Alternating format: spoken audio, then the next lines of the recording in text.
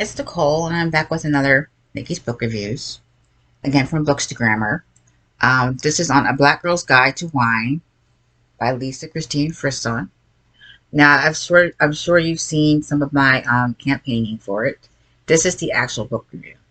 Now, what I started to do is I tried to do a wine profile and decided not to do it.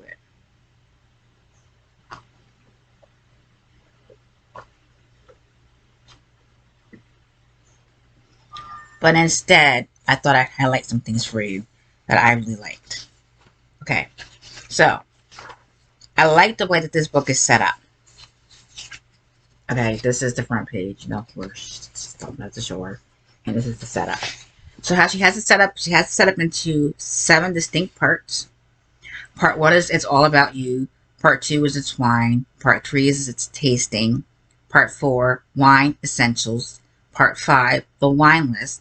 Part 6, Pairing. Extremely important if you pay attention to that one. Part 7, Sweet, Sparkling, Fortified, and Organic. And Closing. So, basically, what she says is wine is about what you like. It's about your taste, who you are, where you're going, your experiences. It is essentially about you. My book blurb is this one. Our drinking problem is not drinking wine. It's the stigma that wine is bad and being a little tipsy is a sin. Let's get over those hang-ups and realize wine does not lead to alcoholism unless you abuse it. It's artisanal and can be a lovely enhancement to your palate. So I think that's extremely important because people think that, Black people in general have not a lot of taste, not a lot of culture, and that they are ignorant and just the word niggerish, stupid acting, high acting, lazy, loafing, low account, couch potatoes with no ambitions but to sit there and live off of somebody else. And for the few out there that actually do it, they are black and white. It's not just black people. Just so you know.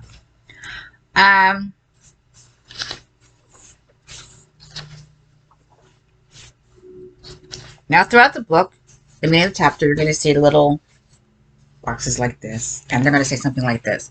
When deciding on a wine, the best way to choose what you like is to use all your senses. So, there are actually different types of wine, and they talk about where they're from, what part of the country in the world, and there are 3 styles of wines that you need to know about. There is the still, which is the most common form of wine. It averages about 8% to 15% alcohol by volume. Sparkling is wine, but it has carbon dioxide trapped in it, so it like soda does, so it creates bubbles. That's your bubbly. And it's like used for celebrations. She says like sparkling wine is often referred to as champagne. Then there's fortified wine. These have added alcohol, and it's a higher alcohol content of 15 to 22%. Some are thick and some are sweet. Some are aged for a long time. And there are the kind that's kind of specialized to, say, wineries.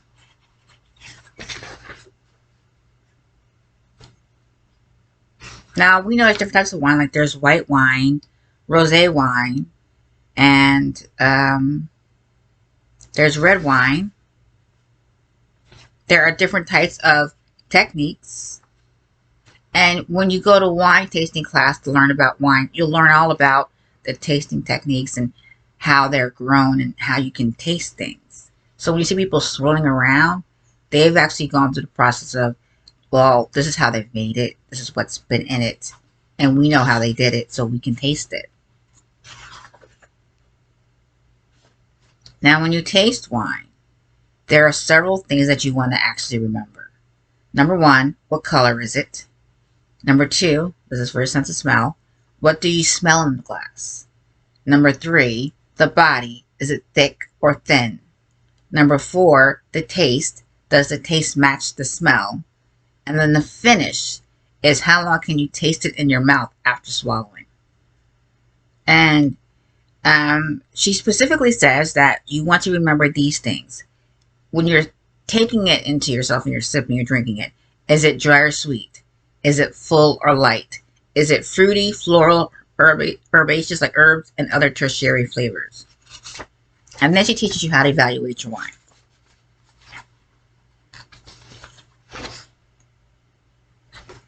This is my favorite page. These are all the different colors of the wine. A lot of different colors there. They range from the very light to the very dark. And I'm pretty sure that you've all tasted the wine. We're going to skip a little bit.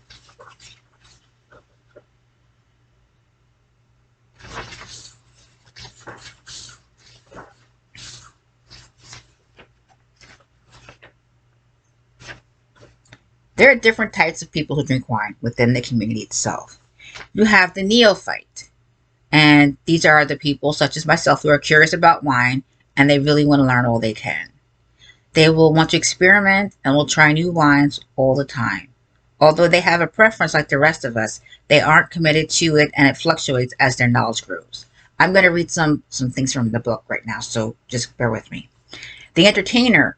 When you're in entertainer mode, you're buying wine for everyone else. The wine has to be good.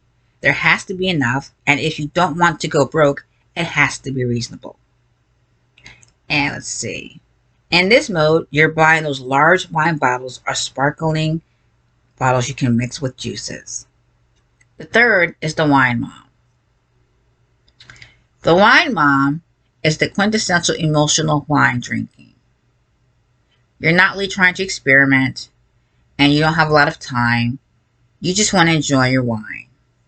And it's when things are stressing you out and you just want to just have a normal day, a normal night. This is your go-to wine. The romantic is the one who's buying the wine to share with a special someone. In the row mode, as she called it, you are setting up a special event with a nice bottle of wine. The wine matters a lot here because it needs to complement the date. You know, where you're going, what you're eating and all that. But do remember, as in all things, to read your label. Also, it tells you how much it costs. And some wines in different areas will cost more than other wines. It tells you about the wine bottle itself. And then here's my other book blurb that I liked. Look at your wine consumption like your love life. You have bad encounters and good ones. First loves and an old faithful or two. And let's not forget the ones you've picked up in a bar. Time to commit. And my other book blurb is, wine is a commitment, and if you want to enjoy it, you need to invest in it. Things that you will need in order to enjoy your wine are good wine glasses, corkscrews, storage equipment, and the decanter. Here's some notes, interesting. Never store your red wines in the refrigerator or on ice. Then she talks about the different wine glasses and what they look like and how you store your wine. And then it talks about the wine list. It has a list of all the wines. You starts out with the white wines. The only thing that I actually recognize from here is I recognize Chardonnay, Muscat, Pinot Grigio, Riesling, and Sauvignon Blanc. The rest I don't recognize.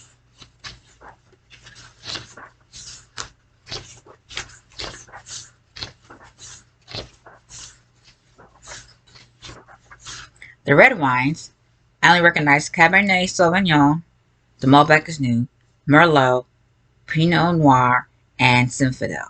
Now I've heard of Syrahs and Syrah, mostly Syrahs, but not Syrah, so I don't really know much about it, but that's your red wines.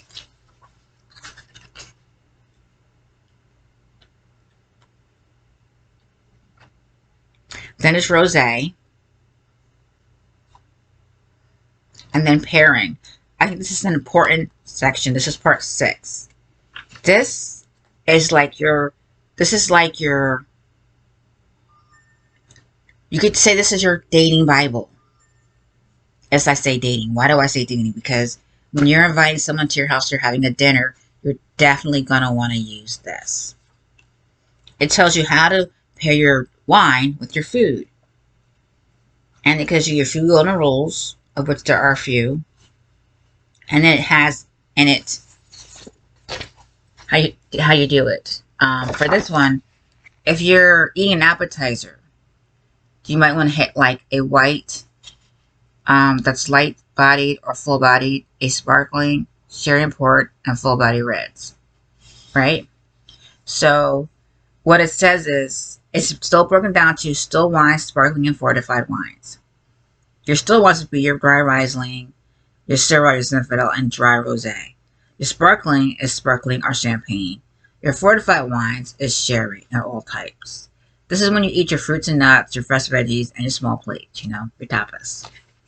Then it goes through the other ways of pairing your food with what you eat and what you drink. Now, for me, I actually eat a lot of Asian food.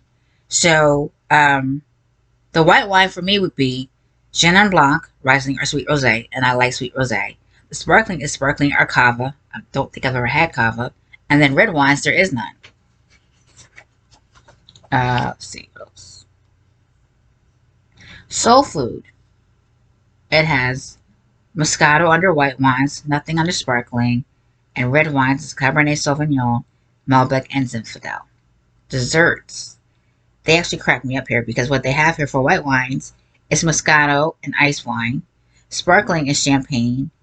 And the fortified wine is pale cream sherry.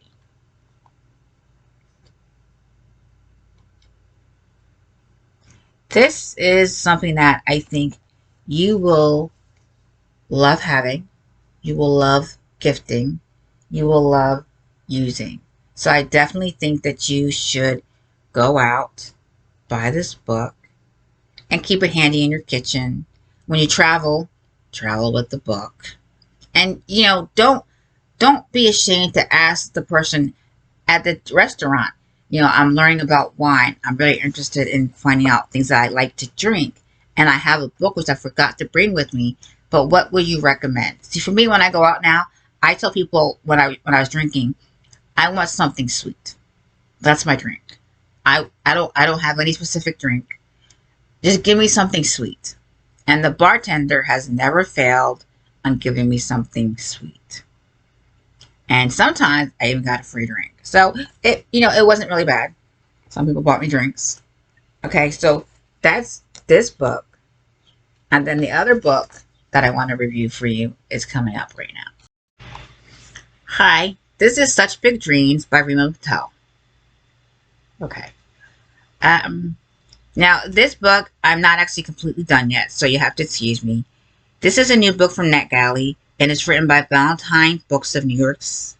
And it's, let's see, written in 2022.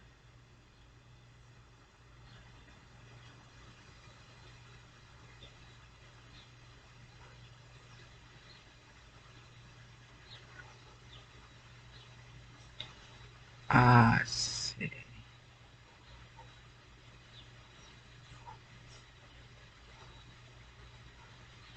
Now this is about a young woman, and let me just get to her name.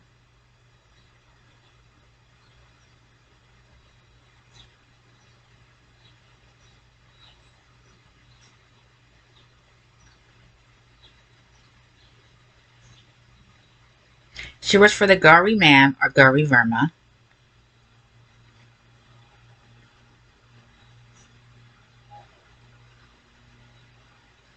And her name is Rekhi. Rekhi is secretary for this woman. And the part that I've gotten to so far is that they have a new employee coming. And he is from a very important family. He's a new intern. He's Canadian. And he's a Harvard graduate student. And let's see. He's a foreign intern. So what they want to do is I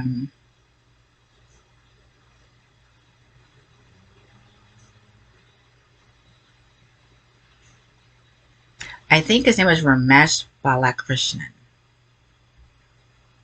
And she has to help him acclimate himself to the new place where he's living. And so she does so, and then she helps him find his place back to his home. and she encounters some mishaps.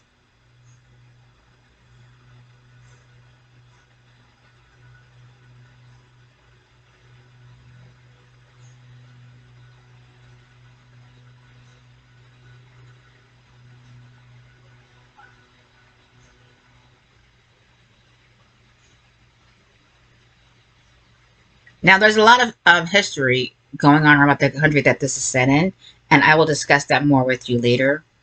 And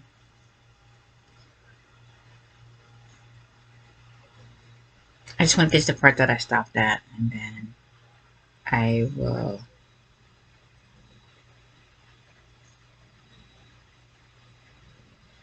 Okay, so his name actually is Alex Lawani Diamond, was the other name.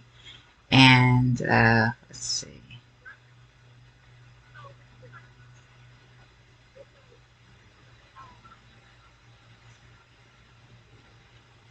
I just want to give you the right information because I'm going through this, and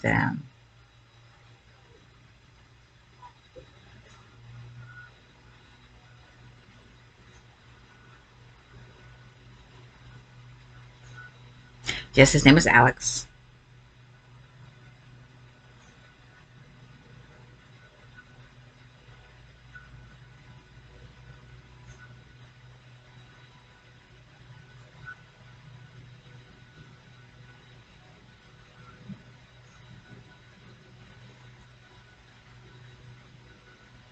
He is part Indian on his mom's side.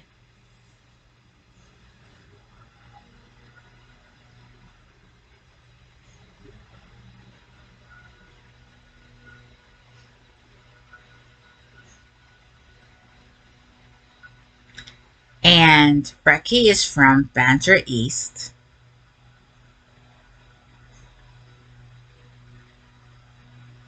For those who know the area that I'm talking about, I'm pretty sure you recognize the short version of the names of the places.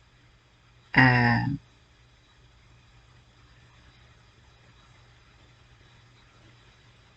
but this particular worker, actually, even though she lives there, she lives in a slum. It's very near the train station.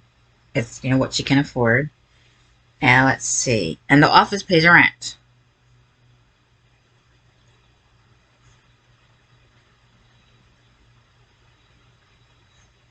And I think that's all I got to. So I will do more later.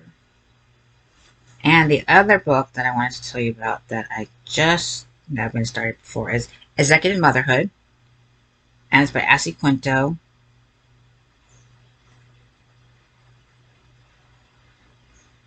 And so far it's not been bad. I don't want to, you know, kind of tell you about it. It's Ashley Quinto Powell is the actual author. And it's a total of 195 pages. I will finish this book before I actually finish the review for you. I am 14.9% of the way through. And again, I'm reading it on my NetGalley app. So it's on my cellular phone. I wish I could read my other books on here because my Kindle is still on the fritz. So I just want to let you know that I have that. Two books. I have a third. Actually, I have three more. But without my Kindle working right, I'm kind of behind and I have to do it for work. They asked me to review the book for them. So I'm going to go back to trying to fix my Kindle. And I hope you guys have a very good evening.